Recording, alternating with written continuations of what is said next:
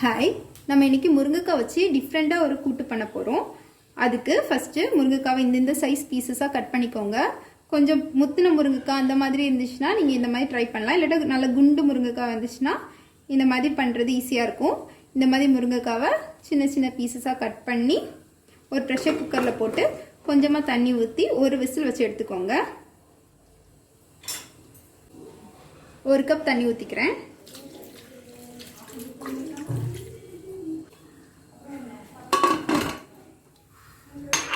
ஒரு விசில் வச்சு எடுத்துக்கலாம். முருங்கைக்காய் வெந்துடுச்சு. இப்போ இது கொஞ்சம் ஆறட்டும்.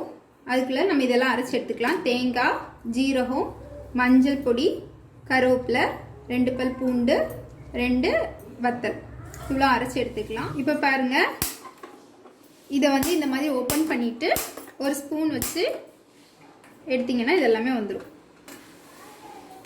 அதுக்குள்ளே உள்ள ஃப்ளஷ் மட்டும் தனியாக எடுத்து வச்சுக்கோங்க.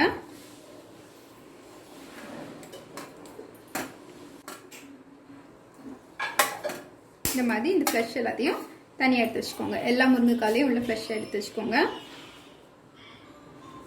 இந்த மாதிரி ஃபுல்லாக எடுத்துக்கலாம். நம்ம இப்போ சீன்சட்டியில் எண்ணெய் ஊற்றிக்கலாம்.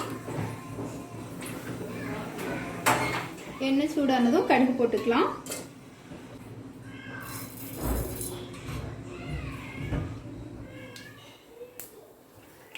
கடுகு பொரிஞ்சிடுச்சு. இப்போ நம்ம உளுந்தம்பருப்பு போட்டுக்கலாம். அப்புறமா கடலைப்பருப்பு போட்டுக்கலாம்.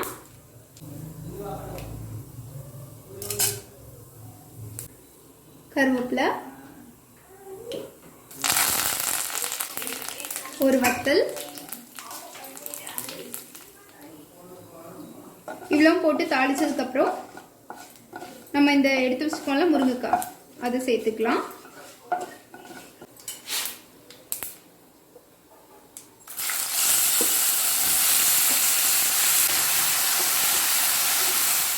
இதில் நம்ம உப்பு போட்டுக்கலாம். வேக வைக்கும்போது உப்பு போடல, அதனால் இப்போ போட்டுக்கலாம்.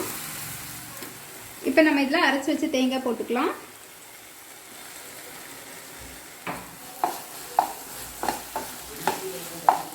ரெண்டு நிமிஷம் மூடி வச்சு எடுத்துக்கலாம்.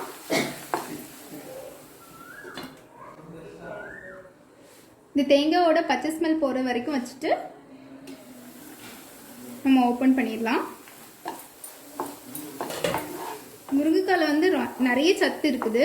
சில நேரம் முருங்கைக்காய் விளைஞ்சி தான் கிடைக்கும், இல்லை மரத்துலேருந்து பறிக்கும்போது கொஞ்சம் விளைஞ்சிருக்கும். அப்படி இருக்கும்போது நீங்கள் இந்த மாதிரி செஞ்சீங்கன்னா நல்லாயிருக்கும். முத்தின முருங்கைக்காயில் தான் செய்யணும்னு இல்லை, அந்த முருங்கைக்காலையும் நீங்கள் செய்யலாம்.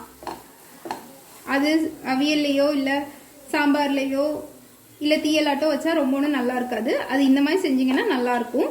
ஒருவேளை ரொம்ப முத்தி ஒரு மாதிரி இருந்துச்சு அப்படின்னா நீங்கள் மிக்சியில் கூட ஒரு தடவை அரைச்சிட்டு இந்த மாதிரி சேர்த்துக்கலாம். அவ்வளோதான், ரெடி ஆயிடுச்சு. இது சின்ன குழந்தைங்களுக்கு கூட கொடுக்கலாம். முருங்கைக்காய் சாப்பிட தெரியாத பிள்ளைங்களுக்கு கூட இது செஞ்சு கொடுக்கலாம். சோறில் மிக்ஸ் பண்ணி கொடுத்தீங்கன்னா நல்லா சாப்பிடுவாங்க. அதே போல் வயசானவங்களுக்கும் இந்த மாதிரி நீங்கள் செஞ்சு கொடுக்கலாம். கண்டிப்பாக இது எல்லோரும் ட்ரை பண்ணி பாருங்கள். இது எல்லாருக்குமே ரொம்ப பிடிக்கும். ஹெல்த்தியான டிஷ்ஷும். கண்டிப்பாக இதை ட்ரை பண்ணுங்கள். தேங்க்யூ.